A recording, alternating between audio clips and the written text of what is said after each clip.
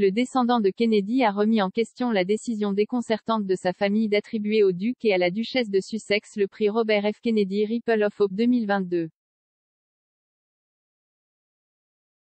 Robert F. Kennedy Jr. a fustigé la décision déconcertante de remettre au prince Harry et à Meghan Markle un prix humanitaire par l'association caritative de son père, mais estime qu'il s'agit d'un pas en avant par rapport à il y a 2 ans. L'homme de 68 ans a pris la parole avant le gala du prix Ripple of Hope à New York, où le duc et la duchesse de Sussex recevront le prestigieux honneur au nom de sa famille légendaire le 6 décembre. Harry, 38 ans, et Meghan, 41 ans, devraient être honorés aux côtés du président ukrainien Volodymyr Zelensky et de Bill Russell, la légende de la NBA et militant des droits civiques. Annonçant le prix, la fille de RFK, Kerry, présidente de l'organisation Robert F.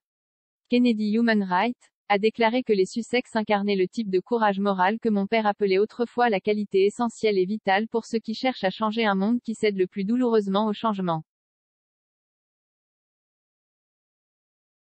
Cependant, RFK Jr. était moins enthousiaste dans son évaluation de la décision, déclarant à Daily Mail. C'est un choix déconcertant mais toujours une avancée encourageante par rapport à 2020. RFK Jr. n'est pas impliqué dans la sélection des lauréats et a l'habitude de les critiquer. En 2020, il a exprimé sa critique du Dr Fauci, qui figurait parmi les lauréats des prix cette année-là aux côtés de Dolores Huerta, Colin Kaepernick, Dan Schulman et Dan Springer. La décision d'attribuer le prix à Meghan et Harry a également dérouté à l'historien Kennedy, le professeur David Nasso, qui a écrit le livre nominé au prix Pulitzer Le Patriarche sur Joseph P. Kennedy, RFK et le père de son frère JFK.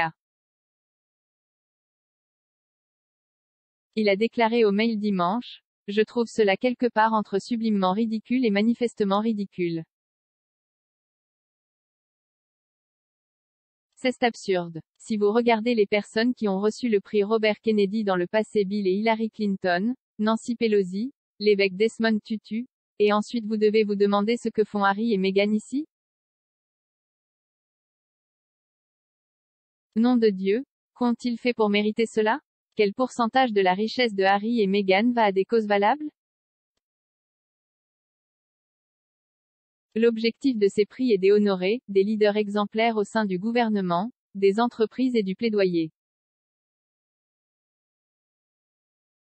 Dans sa déclaration complète sur Harry et Meghan, Madame Kennedy a déclaré: « Lorsque le duc et la duchesse ont accepté notre invitation de lauréat en mars, nous étions ravis.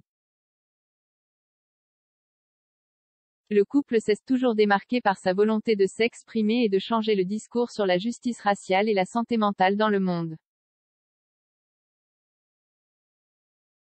Ils incarnent le type de courage moral que mon père appelait autrefois la seule qualité essentielle et vitale pour ceux qui cherchent à changer un monde qui cède le plus douloureusement au changement. » Joe Kennedy a été ambassadeur au Royaume-Uni à partir de 1938, ce qui signifie que la famille royale et les lignées Kennedy ont une longue histoire. Les liens sont doubles en décembre puisque le prince William et Kate, princesse de Galles, tous deux âgés de 40 ans, assisteront au Priour's Show lors d'une cérémonie de remise des prix à Boston. L'événement voit un prix climatique de 1 million de livres sterling remis à 5 gagnants et sera organisé en partenariat avec la John F. Kennedy Library Foundation. Robert F. Kennedy, connu sous le nom de RFK ou son surnom de Bobby, était un avocat et homme politique qui a été le 64e procureur général des États-Unis de janvier 1961 à septembre 1964. En janvier 1965, il est devenu sénateur américain de New York mais a été assassiné en juin 1968.